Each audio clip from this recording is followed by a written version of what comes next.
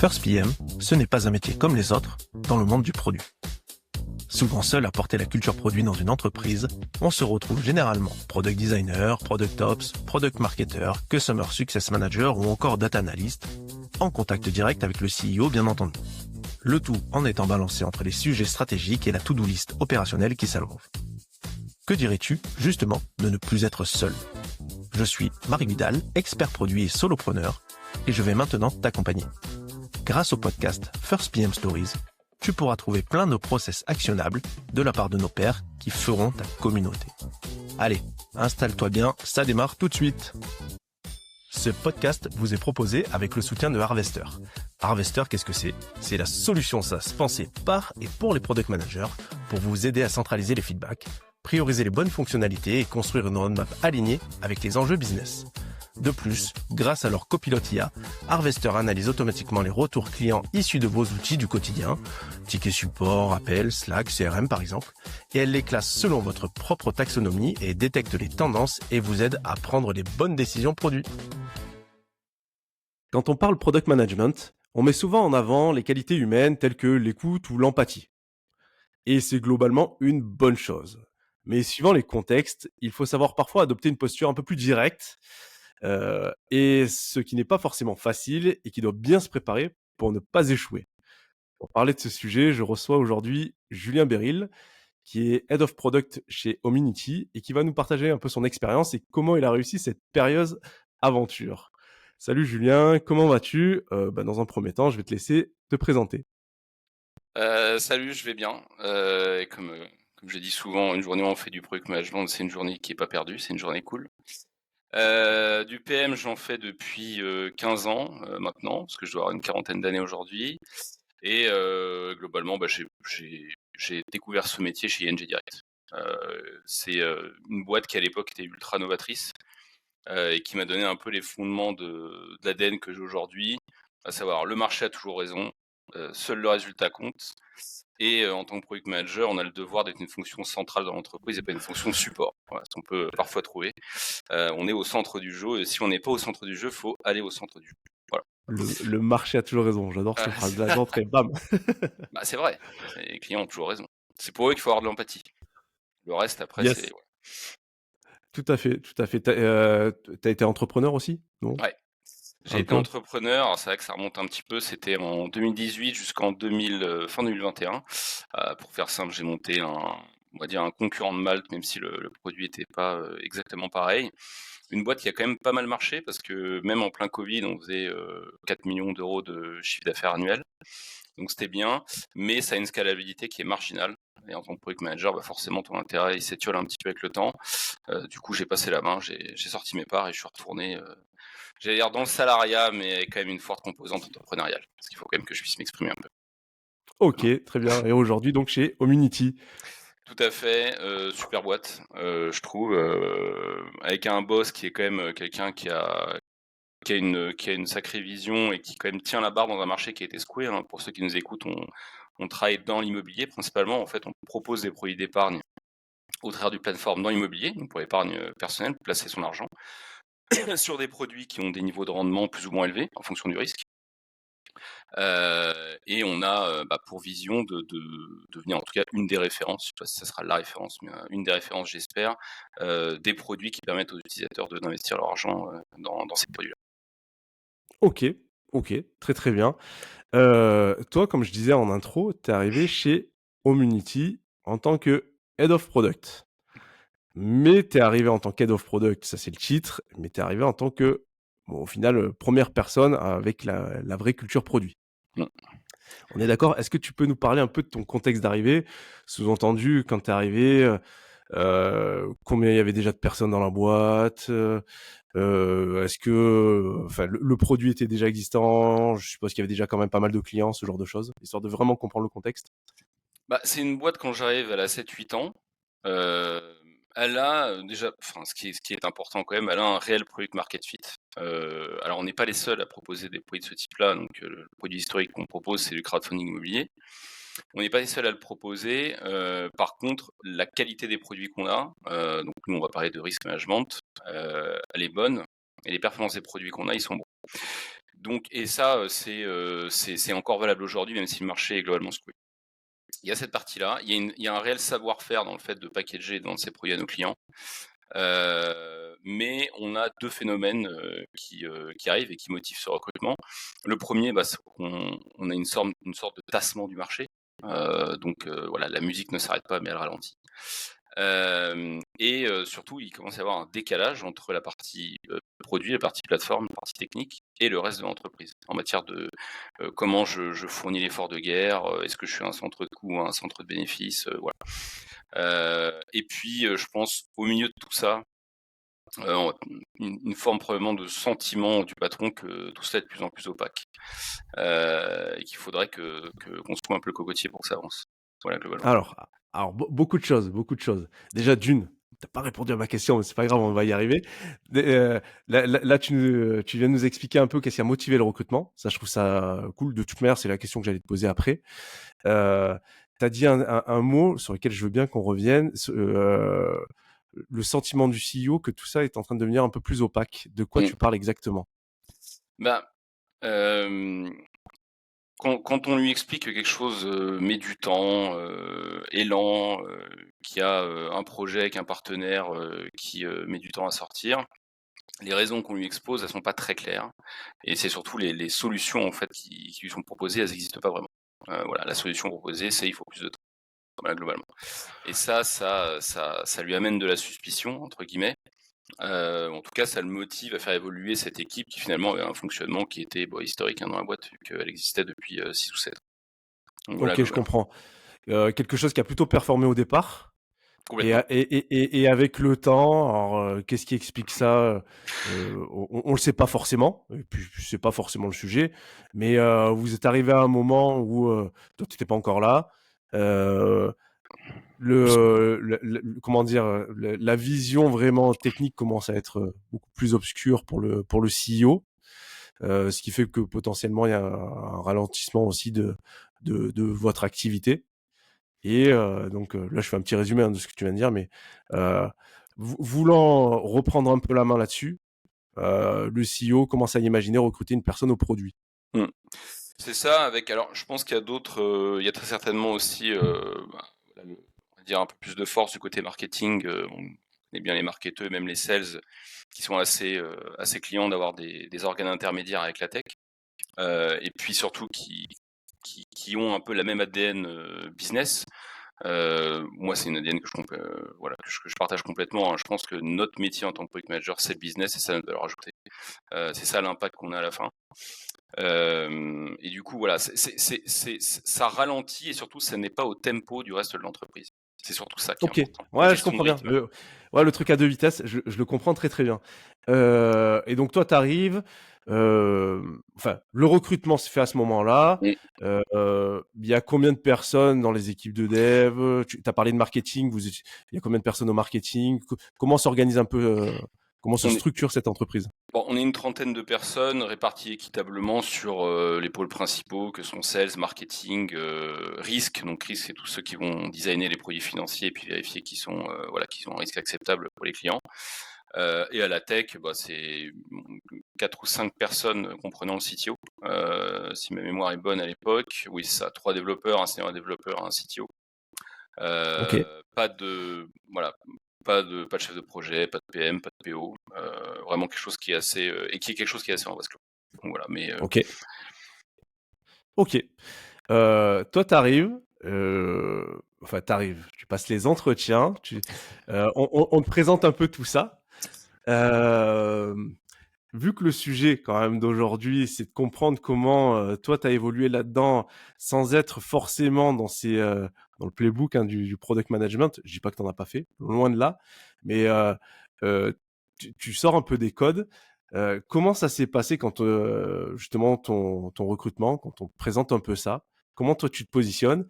Et qu'est-ce qui fait qu'au final, c'est toi qui arrives là-dedans pour arriver ensuite à ce que tu nous expliques comment tu t'y es pris dans ton quotidien? bon, le recrutement, c'est quand même un jeu de rôle, hein. C'est toujours un peu particulier. Je, je comprends surtout, c'est qu'entre la vision du patron et son ambition, et ça c'est sûr qu'il y a une ambition réelle, comment dirais-je, on va pas dans cette direction-là. Ou en tout cas, on y va très très lentement. Donc ça, c'est le premier point. Et évidemment, il y a des très bonnes choses à la tech chez nous, et il les défend, il a raison.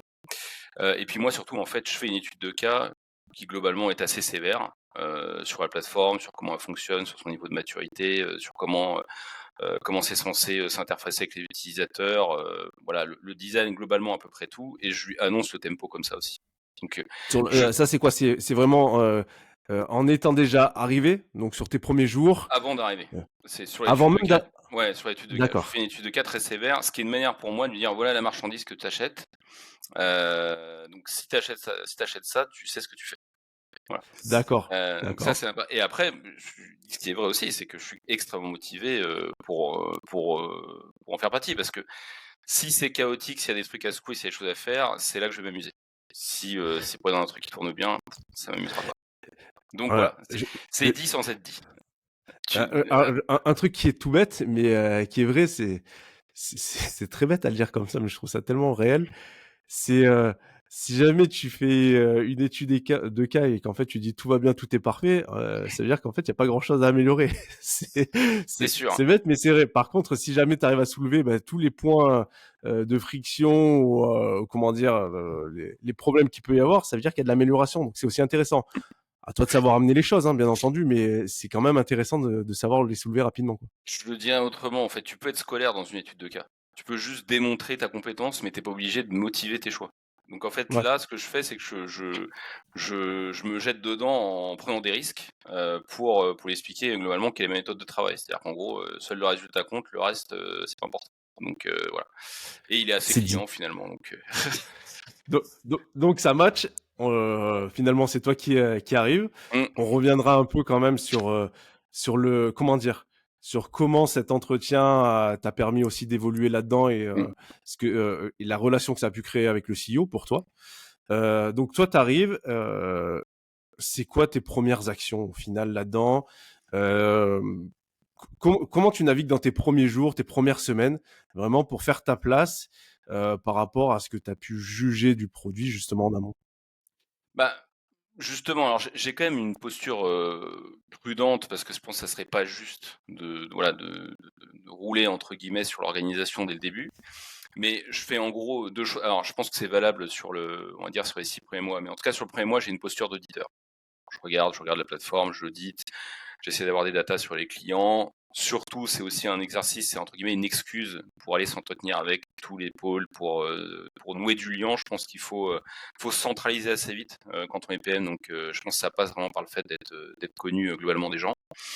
Et puis, je fais un rapport d'étonnement en fait sur voilà ce qui va pas, voilà ce que raconte le marché, voilà ta vision, voilà ce qu'il faut pour y arriver.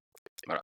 Après, quand tu as fait ton audit et faire ce que tu as dit dans ton audit pour atteindre un résultat, c'est là que tu commences à découvrir que tout va pas aller aussi vite que tu veux. Donc qu'en fait c'est bien beau d'avoir une vision, mais ce que tu dis sur la plateforme, ça a des implications techniques, tu as des projets qui sont en cours, tu as des partenariats, on a signé des partenariats, enfin voilà, il y a tout un tas de choses. Donc là, moi ce que je fais assez vite, c'est que je prends les projets qui sont en cours et je les sors. Globalement. Comme ça. Il y a des projets qui sont en retard, ça génère une frustration. Alors après, il faut être malin, c'est-à-dire qu'en fait, il faut être un peu stratège. La frustration, je pense que c'est extrêmement puissant, ça peut motiver un recrutement. Ça fait partie, je pense, des moments, des éléments de motivation de mon recrutement. Et alors, je me rappelle, on a une offre en assurance vie qui doit sortir, qui est un truc qui est infini, qui dure depuis... voilà, ce qui est absolument délirant, on va dire, en termes de temps que ça met. Et on a aussi une refonte UX, alors qui vaut ce qu'elle vaut. On a un passage de statut réglementaire, donc on a vraiment des gros trucs qui arrivent, tu vois, avec des échéances qui sont très très lourdes. J'arrive en mai, les échéances sont début octobre. Peut-être. Voilà. Et les trucs qui vont vaguement démarrer. Et en gros, je sors tout au fur et à mesure, et je le sors à marche forcée, de manière assez militaire, ce qui me permet de faire deux choses. Déjà, j'ai un track record. Voilà, factuellement, assez vite. Et ça, c'est là-dessus que tu joues ta crédibilité. Donc c'est une des manières de jouer ta crédibilité, je pense. Et puis surtout, c'est comme ça que tu mets en place une organisation avec la tech qui est je suis ultra exigeant, je suis même un enfoiré s'il faut. Par contre, si vous êtes dedans, je vous en sors. je vous aide. Vous n'avez pas de spec, je vous en ai écrit. Vous n'avez pas de wireframe, je vous l'ai fait. Vous avez des questions métiers, c'est pas vous les arbitrer, c'est moi qui décide. Il y a un truc qui traîne, il vous manque des infos, je m'en occupe. Par contre, les erreurs 500, les machins et je sais pas quoi, ça c'est pas possible. Donc voilà. Et donc tu lances en fait une espèce de dynamique, tu as une locomotive à l'arrêt, et puis tu la lances, je sais pas où elle va, je sais juste que je dois faire avancer. Et après pour la Ok. suite. Voilà. Ok, tu commences à sortir, tu commences à shipper en fait des trucs, on va dire, tu commences à sortir des trucs. Ouais. Et tu as commencé à parler aussi de la relation finale avec l'équipe en disant bon ben voilà, si vous êtes avec moi, moi je ferai en sorte justement de pas vous laisser dans la panade. Par contre, si c'est pas le cas, on va peut-être dans le mur ou on va au conflit. Quand tu as passé tes entretiens, c'était avec le CEO, voir les deux associés. Les gens, tu les as rencontrés le premier mois, comme tu as dit, lors de l'audit. Quand tu commences à mettre ça en place, comment c'est perçu aussi? Comment tu arrives à amener les choses pour que ça soit pas forcément que mal vécu? Alors je pense, et je pense qu'on a touché là l'un de mes défauts, c'est que j'ai pas trop tendance à me poser la question de l'impact humain de mes actions. C'est-à-dire que si c'est à l'arrêt, je pars du principe que de toute façon ça va être frustrant, donc je vais avancer. Et après quand tu avances, quand tu es en mouvement, ça va créer des choses.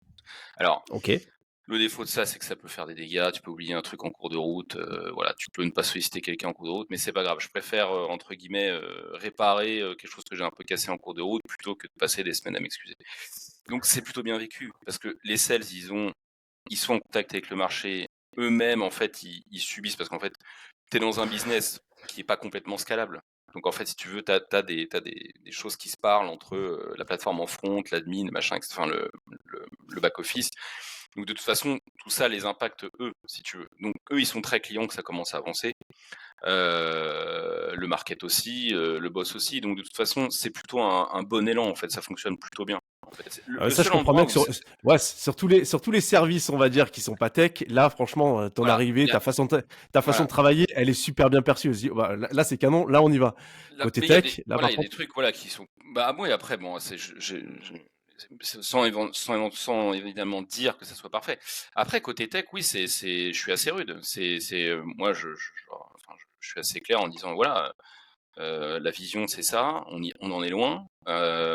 En fait, faut pas être moyen, faut être excellent. Je trouve pas que vous soyez des masses sous pression, les gars, je vous le dis pas méchamment, mais voilà, vous êtes sympas, mais c'est pas comme ça qu'on va y arriver. Et je leur dis très clairement, moi, j'ai une ambition démesurée. C'est-à-dire que si je prends ce poste, c'est pourquoi? C'est pour l'ajouter à mon track record aussi. Tu vois, vraiment, il faut qu'il y ait un avant et un après. Tu vois, si on travaille, on travaille aussi nos carrières, en tout cas, on s'aviait un petit peu. Et puis aussi parce que ça m'amuse. Tu vois, si c'est pour glander pendant 5 ans dans un truc et puis rien faire du tout, ça m'intéresse pas. Et je leur dis assez tu veux avoir de clairement. l'impact. Oui, je leur dis exactement. Et je leur dis assez clairement. Mais pour essayer de répondre autrement à ta question, la notion de conduite du changement, c'est un concept, j'y crois pas trop. Tu vois, je pense pas que tu puisses convaincre des mecs que avant vous avez une obligation de moyens, maintenant c'est une obligation de résultat. Tu l'expliques 15 000 fois, je suis pas sûr que ça marche. Je pense en fait tu prends le truc, tu le retournes et tu dis voilà, maintenant c'est comme ça, terminé. Ok. Voilà. Mais entre le moment où tu as commencé à faire ça et en fait, je comprends bien comment tu fonctionnes. Hein, tu l'as dit, tu y vas. Donc toi, ça a été on-off, t'as attaqué directement comme ça. Quelque part, bon, pour eux, ça peut être brutal. L'idée, c'est pas forcément juste de dire comment ils l'ont vécu, c'est comment dans les semaines qui ont suivi, comment ça a réussi à être géré. Parce que de la frustration, il y en a forcément, mais toi, tu continues à avancer. Quelles ont été un peu les actions que tu as pu avoir pour que ça avance quand même et qu'au final, et peut-être que, peut-être que je me trompe, mais j'ai quand même l'impression que à terme, et je pense que ça, tu vas nous le partager, tu as fini par avoir quand même une certaine adhésion également de l'équipe tech. Bien sûr. En fait, je pense que ça se résume assez simplement à... En fait, quand un tech il livre un truc, même si c'est pas parfait, en fait, il y a une fierté en fait d'avoir livré les trucs, d'avoir sorti ce que on puisse appeler des projets, tu vois. Et donc moi, ce que je vise, c'est ça. C'est non seulement une forme de fierté dans le fait de faire le job, que du coup le boss s'en rende compte et qu'il le dise, et puis créer une dynamique sur quelque chose qui est là, c'est-à-dire une dynamique humaine. Si c'est rugueux, si c'est un peu dur, ça c'est entre guillemets le mauvais côté. Par contre, le bon côté, c'est que c'est énergique. Donc, Il y a un phase truc d'étude. là il y a un truc que que je commence à réaliser, sur lequel je pense que j'arrive à mettre des mots. C'est, il y a 5 minutes, tu as dit si, ce qui est important pour toi, c'est la qualité. C'est-à-dire que, heu ils sortent ce qu'ils peuvent sortir, par rapport à ce qu'on leur demande. S'il y a une erreur 500 ou un truc comme ça, là, franchement, là, tu pètes un câble, c'est pas bon et tout. Par contre, en fait, ils vont faire ce que, au final, toi, tu leur as spécifié, si on peut utiliser ces mots-là. Donc, si en gros, la demande initiale, elle est pas bonne, tu le prends pour ta pomme. Ah, C'est-à-dire que ça là, c'est le c'est pas, jeu. voilà, c'est-à-dire que c'est pas sur eux qu'on va taper, Ah c'est non. sur toi. Et c'est moi qui Là le où, prends. voilà, et c'est peut-être aussi le truc qui fait que in fine, tu arrives à avoir l'adhésion.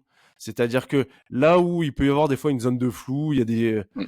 il y a des features qui sont shippées et compagnie, tu as des clients qui sont pas forcément contents, ou tu as le boss qui est pas content parce que ça correspond pas exactement à ce qu'il voulait. Des fois, on peut avoir cette zone un peu de flou avec un tech qui va dire c'est mal spécifié, le product manager, celui qui était vraiment en charge de rédiger ça, qui dit ah on s'est pas compris, si c'est ce que je voulais. Donc il y a un peu un manque d'ownership et comment dire, Mm. c'est s'approprier l'échec, on va dire, c'est pas forcément facile et ça peut créer de la frustration. Là où toi, en fait, j'ai l'impression, hein, t'as dit, ok, si c'est métier, si c'est pas bon, c'est pour moi. Il y a pas de problème, on va me taper dessus et j'accepte et c'est le jeu. Par contre, si c'est de la qualité, là, c'est pour vous et on va scinder les choses comme ça et c'est comme ça qu'on avancera. Bah oui, alors c'est une autre manière de le dire, c'est la brutalité, c'est ok si t'es intègre. C'est-à-dire qu'en fait, Ouais, tu peux être brutal, mais par contre, voilà, si un truc c'est de ta faute, tu le prends pour toi et tu vas prendre les coups. Et pour bien répondre à ta question sur qu'est-ce que je change, donc il y a cette dynamique qui est humaine, mais il y a également le fait de livrer ce qu'il faut livrer. Faire des ateliers, faire des specs, faire des wireframes. Tu vois, genre, enfin, mettre aussi, enfin, donner les moyens aux devs de faire leur job de la meilleure manière qui soit. C'est pareil, en fait, c'est toujours deux choses qui se rencontrent. C'est-à-dire que tu peux pas être exigeant si tes devs, ils ont pas les infos qu'il faut.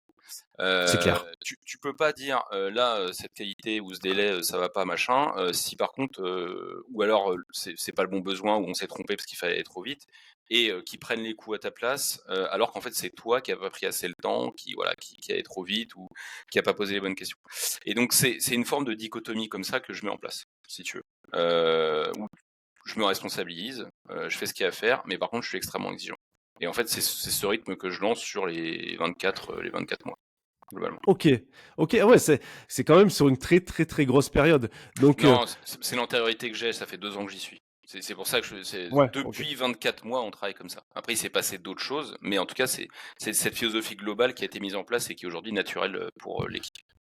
Et t'es arrivé, t'as changé beaucoup de choses quand même.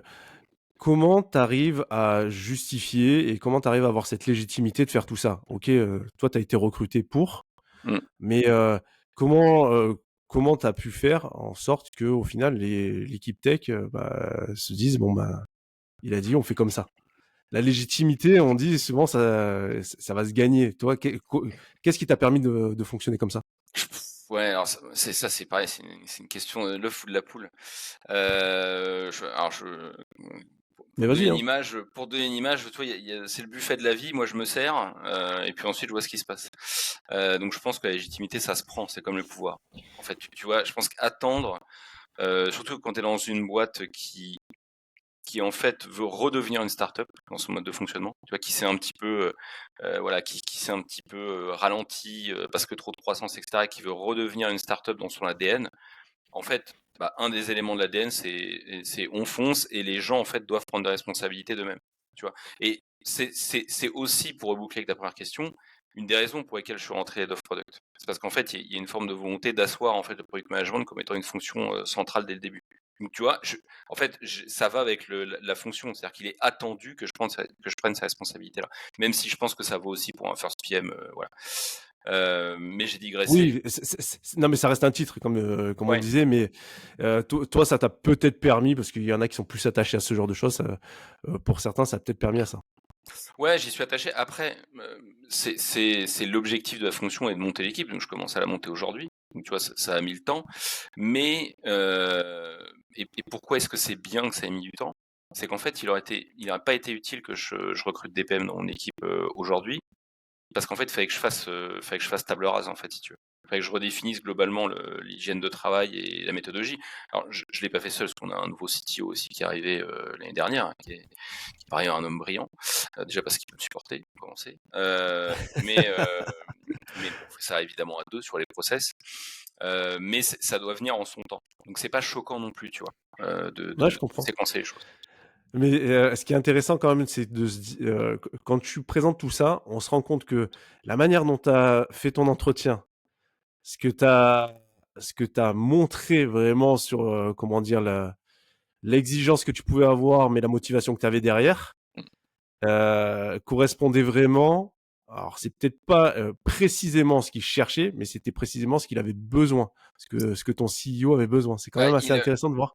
Il fait, oui, tu fais la fin de ma phrase, mais je pense que c'est ce qu'il cherchait. Alors, je vais te le dire autrement, parce que alors ça, ça serait mieux que lui le dise, mais moi, c'est un peu l'intuition que j'ai, c'est que quand tu es à la tête d'une boîte qui a été rachetée, que c'est ta première expérience professionnelle, tu as été racheté par un fonds d'investissement, il n'y a pas beaucoup de personnes qui vont rentrer dans ton bureau pour te faire la leçon ou te rentrer dedans, tu vois. En substance, pour te dire des horreurs. Et paradoxalement, je pense que le patron de la boîte est plutôt client qu'on lui dise la vérité. Il y a globalement 2 angoisses, l'absence de résultats et la politisation du débat. Donc, l'un dans l'autre, en fait, je pense qu'il est quand même globalement content. Peut-être que, par contre, il y a eu des discussions qui ont été assez brutales, mais parce que je suis capable de dépasser les bornes. C'est-à-dire qu'en fait, au bout d'un moment, pour me faire entendre dans le bruit parce qu'en fait, un CEO, il a énormément de bruit autour de lui. Donc en fait, si tu veux, si tu dis les choses à demi-mot, oui, c'est un problème sans en être un, c'est pas très grave. En fait, tu vas juste passer au travers des mailles du filet. Si tu arrives comme une énorme brute avec un truc, tu lui rentres dedans, peut-être avec 25% de force en trop, mais c'est pas grave, t'es sûr qu'il arrête ce qu'il fait, il t'écoute et il traite le problème. Par contre, voilà, tu prends un peu de retour de flamme de temps en temps, ça c'est pas très grave. Mais voilà. Donc en fait, je pense qu'il est en vrai plutôt client. Et en plus, ça a vertu, et ça c'est un autre truc intéressant, à le forcer quand tu as quelqu'un qui te pousse, toi derrière tu as de l'orgueil en tant que CEO, donc tu t'améliores pour être capable de repousser le mec en face et donc d'être meilleur que lui par moment. Et du coup, tu lances un cycle comme ça, tu vois, intellectuel, et c'est comme ça que tu passes de on est à l'arrêt à on avance. Parce qu'en fait, tu es dans un challenge permanent. Et je l'ai Ouais, mais senti passer certains moments qui me rechallenge. C'était un peu rude, quoi.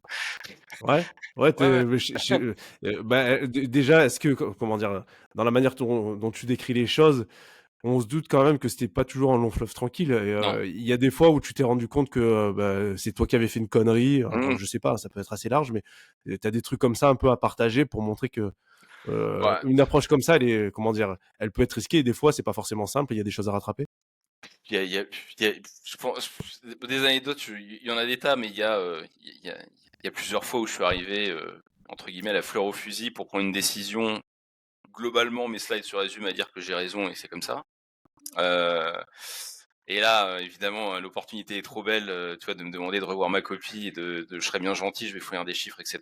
Donc ça, tu vois, j'en ai pris quand même des belles aussi. En fait, quand tu bosses comme ça, faut juste être OK pour toi aussi prendre des tartes de temps en temps. Donc voilà, c'est la règle du jeu. C'est-à-dire que ça peut jamais être à sens unique. Et même Ouais. d'ailleurs, j'ai envie de le dire avec des devs, hein, c'est pareil. Quand ils ont raison, bah ça te fait mal. Voilà, c'est comme ça, mais il faut l'accepter. Donc non, ouais, des moments comme ça, un peu de solitude, il y en a eu quelques-uns. Il y a eu comment dirais-je, des moments où j'ai pu un peu dépasser les bornes avec mes devs quand il y a des problèmes de qualité, voilà, où il y a eu un peu de drama, on va dire, et où j'ai platement fait des excuses parce que j'avais déconné. Parce que au-delà de ça, je le dis pas assez, mais c'est une équipe absolument fantastique, hein, ils sont absolument géniaux. Mais voilà, il y a des fois, ils me disent bon, Julien, t'es sympa, mais là, voilà. Non, il n'y a pas de complot pour faire des erreurs 500, Julien. On n'a pas fait exprès. Oui, oui, parce que des fois, ça arrive. Exactement, des fois, ça arrive. Donc bon, voilà. Et j'aime bien ce que tu dis. Mon ancien CTO m'avait dit un truc, ça remonte à, je sais pas, il doit y avoir 10 ans, Mm. mais j'avais tellement retenu cette phrase et moi, elle m'a beaucoup accompagné tout au long de ma carrière. Lui, il m'a souvent dit, moi, je mets zéro affect dans le boulot. Voilà, le boulot, c'est je fais du mieux que tu peux, hein, parce que c'est toujours pareil. Il y a un moment où ça peut toucher la corde sensible et c'est comme ça. Mais il me disait zéro affect dans le boulot. C'est-à-dire une critique, je la prends jamais personnellement. C'est-à-dire si jamais on me critique et que bah, dans les faits j'ai fait une connerie, point barre. Même si ça peut faire mal parce que comment dire, j'ai mis beaucoup de temps, je me suis beaucoup investi, c'est factuel, c'est une erreur, c'est une erreur. On me dit t'as fait une merde, t'as fait une merde. Point. Et en fait, on avance. Et moi, ça m'a beaucoup drivé dans ma carrière, ce côté-là, où ça m'est arrivé de faire des coquilles des plus ou moins grosses. Et d'avoir des fois un CEO qui prend des pincettes pour me dire t'as fait de la merde. Et je lui dis non mais tu peux me le dire, hein, franchement si je l'ai fait, bah, c'est ok parce qu'en fait bah, ça peut m'arriver et je préfère qu'on me le dise directement Mm. et comme ça après on avance. Et par contre à l'inverse je fonctionne du coup un peu comme toi là-dessus. C'est j'hésite pas à dire quand il y a un truc qui a été mal fait ou c'est de la merde, je le dis. Mais je le dis de manière factuelle aussi. Donc, L'idée c'est pas de faire du mal ou un truc comme ça. ouais, et je pense qu'il faut le dire avec soi-même. C'est-à-dire qu'en fait, quand on se trompe aussi, hein. Il y a des moments, Clairement. faut le dire tout de suite. Là, je me suis trompé, là, machin, etc. Je pense que Ouais. c'est assainir les relations en fait de manière générale au travail qui donne du résultat. Ah, Ouais, non, clairement. ouais, avoir la culture du feedback, peut-être plus du feedback négatif, on va dire, que du feedback positif. Moi, c'est quelque chose auquel je crois beaucoup. On est là Et, pour souligner ce qui va pas. Donc, et quelque part, on en vient à un truc. Alors ça, j'en parle souvent, soit avec des gens un peu à droite, à gauche. Là, j'en ai parlé il y a pas longtemps. J'avais fait un live au truc qui s'appelle le Bistrotech là, mm, de Thierry Michel, où on parlait de la culture de l'erreur. On a parlé pendant 5 minutes de ça, où vraiment, en France, nous, la culture de l'erreur, t'as l'impression que faut jamais faire une boulette, et quand tu fais une boulette, t'es très très mal vu, alors qu'au final, je dis pas qu'il faut en faire, mais c'est avec les erreurs que tu avances quand même. mm. Donc c'est bien aussi quand on te dit tes erreurs et quand on te dit comment tu peux les améliorer, quoi. Enfin, les améliorer, pas améliorer une erreur, mais les corriger plutôt. Ouais, alors moi, je suis assez pour aussi, hein. Enfin, faut die and retry entre guillemets. Après, faut pas avoir la culture de l'échec non plus. Faut quand même, faut avoir envie de gagner.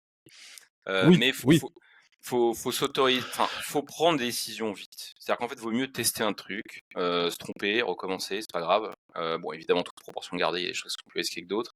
Mais ce qui est important, c'est d'être en mouvement en permanence et de regarder devant soi. Et pour les tas de sujets, enfin, quand tu as fait un investissement, alors c'est un sujet dont on reparlera peut-être, mais tu as fait un investissement dans un CRM, ça t'a coûté X milliers d'euros, X centaines de milliers d'euros, ou dizaines de milliers d'euros, et qu'en fait ça marche juste pas et qu'on recommence à zéro, c'est pas grave, tu vois.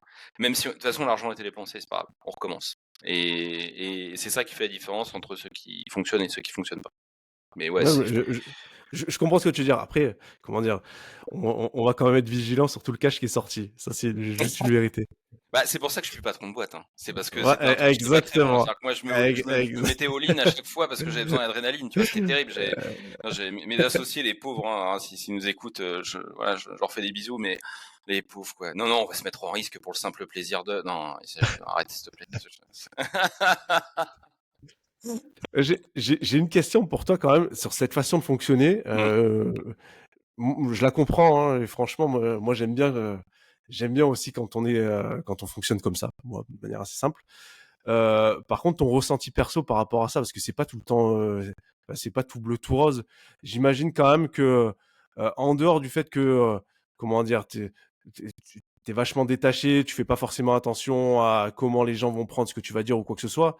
Toi, personnellement, j'imagine que tes journées, c'est de l'adrénaline, c'est bien, mais euh, comment tu le vis quand même tout ça de ton côté, que ce soit au boulot ou même quand tu sors de ton temps de travail, il y a quand même une façon de faire redescendre un peu cette pression qui est pas forcément simple, j'imagine.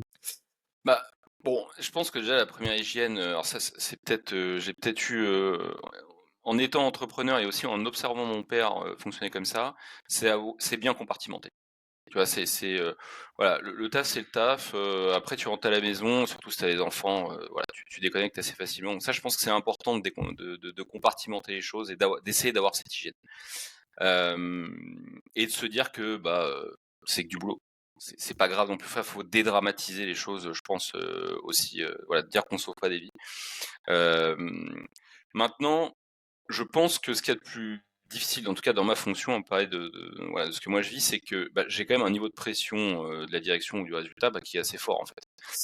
Je pense, je pense que globalement, dans les relations avec l'équipe tech, avec les autres équipes, il y a rien qu'on puisse pas solutionner.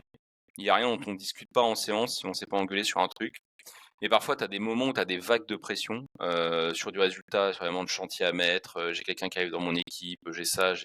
Et là, en fait, c'est un peu difficile parce que tu commences à rentrer dans une phase où tu perds un peu le contrôle sur le boulot. Et en fait, il faut que tu arrives à reprendre le contrôle assez vite. Donc, tu peux avoir l'impression que voilà, ça y est, t'es sur une barque, dans une rivière, ça va pas s'arrêter. Et en fait, c'est là où il faut arriver à reprendre le contrôle. Et ce qui est difficile, c'est ces zones-là de flottement où ça peut durer quelques jours ou quelques semaines où tu dois absolument trouver moyen d'arrêter la chose, de te stopper, de restructurer le taf et de garder le contrôle. Et je pense que la clé, c'est ça. Donc, du coup, parce que j'arrive globalement à bien garder le contrôle, je me retrouve pas souvent dans cette solution, mais dans cette situation, mais ça a pu arriver. Ouais, ça a pu arriver. Et je pense que c'est vraiment ça Enfin, moi, je traite ça beaucoup avec un tips perso. Enfin, je dois pas être le seul à le faire, qui est de timeboxer mon temps énormément. Tu vois, d'être dans un effort de priorisation constant. Je démarre mes journées généralement assez tôt, pour des raisons d'organisation personnelle, je vais souvent démarrer à 8h30. Première chose que je fais, je regarde mon agenda, je organise ma journée, je priorise, je dépriorise, je traite mes sujets comme ça. Et je pense que c'est un truc que tu dois faire si tu es first PM, si tu as un métier de direction, de maîtriser le temps et tes tâches. Et comme ça, tu paniques moins, tu stresses moins. Ouais. Facile Moi, depuis que je suis à mon compte, depuis que je suis à mon compte, ça c'est clairement comme ça. C'est-à-dire que les 6 premiers mois, j'étais la fleur au fusil là-dessus. Et puis, je me suis structuré, mais alors c'est hallucinant. Il y a des journées qui sont prévues pour traiter les mails et c'est tout. Il y a des journées où je sais que je vais même pas voir la boîte mail et c'est comme ça. Il y a une façon de gérer son temps qui devient très très importante. Je le rejoins complètement. Et diviser les tâches. Dès que tu passes 1 heure sur un truc, tiens, je vais bosser sur tel truc, et qu'en fait, t'es pas en train d'avancer parce que le sujet est trop gros, en fait, se rappeler que la première chose à faire, c'est prendre la tâche, la couper en morceaux, etc. et faire comme ça. Et ça te permet d'atteindre une hyper-productivité. Il y a un dernier point, j'avoue, je saute du coq à l'âne, mais c'est pas grave. Il y a un dernier point que je voulais voir quand même sur toute l'expérience que tu nous as partagée, c'est l'impact en fait de ton travail. Comment vous avez pu voir, alors même si tu es un bulldozer, hein, c'est bon, on l'a compris, mais l'impact au niveau de la boîte, de ton arrivée, de ce que tu as mis en place, comment vous avez réussi à mesurer tout ça? Alors, ça, c'est vraiment une très très bonne question. Et je faisais une revue trimestrielle produit en disant qu'il faut qu'on arrive à avoir plus d'unités de mesure sur les efforts qu'on fait. Il y a beaucoup de réponses à fournir. Il y a une réponse qui est assez claire et qui est quelque chose qu'on a atteint en début d'année. C'est qu'aujourd'hui, quand on fixe une roadmap sur un quarter, nous, on fonctionne par quarter, donc vision claire sur le premier quarter de l'année, par exemple. Et ben en fait, l'objectif fixé est atteint dans les temps, dans les niveaux de qualité impartis. Voilà. Toute proportion gardée, évidemment. Mais c'est déjà très bien. Mais voilà. Et donc, vu que notre métier c'est build, measure, learn, en fait, c'est ça qu'on fait. Bah déjà, faut savoir build. Donc, faut que le build soit prédictif. Donc, si le build est prédictif, déjà t'es bien. Ça, c'est un des éléments qui est important. Après, il y a un truc qui est, alors, on parlait de qu'est-ce qui est du product management, qu'est-ce qui est pas du product management. Alors, je pense qu'une définition très personnelle, c'est quel est le KPI le plus important du moment et traiter ce KPI, peu importe le sujet. Donc, je donne un exemple.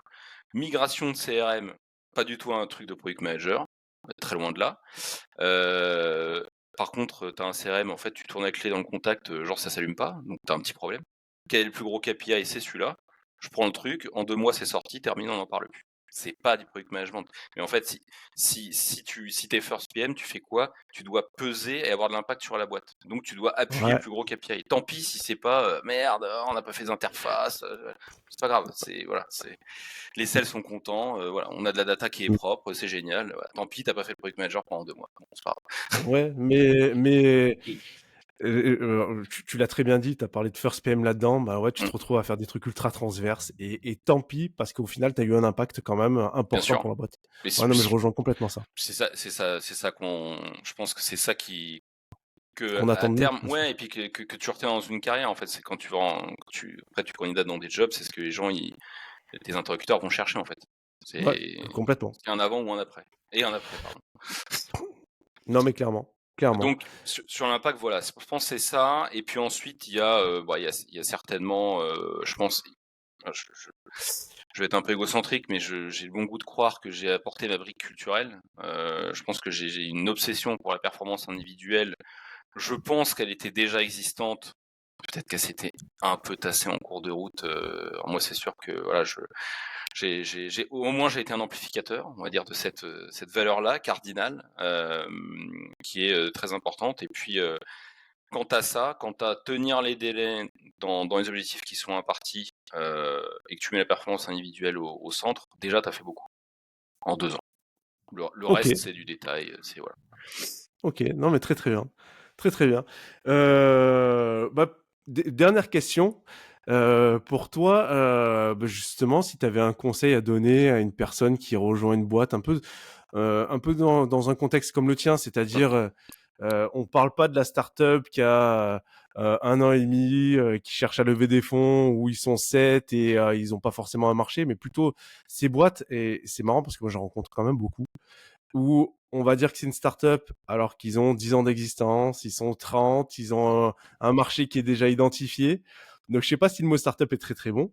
Ils sont en général dans la rentabilité, et pour autant ils veulent vraiment péter ce plafond de verre, tu vois. Ils se disent ben mince, et ils recrutent une personne comme toi. C'est quoi le conseil que tu pourrais donner à cette personne-là? Alors, bah, il y en a des tas, hein. Je pense que déjà, faut aimer ça. C'est-à-dire qu'en fait, faut se connaître assez pour se dire, est-ce que j'aime les zones de chaos? Est-ce que j'ai pas un fond d'égocentrisme qui fait que je vais adorer être un peu au centre du jeu, etc. Donc il faut essayer de se connaître. Alors c'est plus facile, évidemment, ouais, t'es un vieux con comme moi, hein, évidemment, mais que quand t'es jeune et beau. Mais voilà, ça c'est un truc qui est important.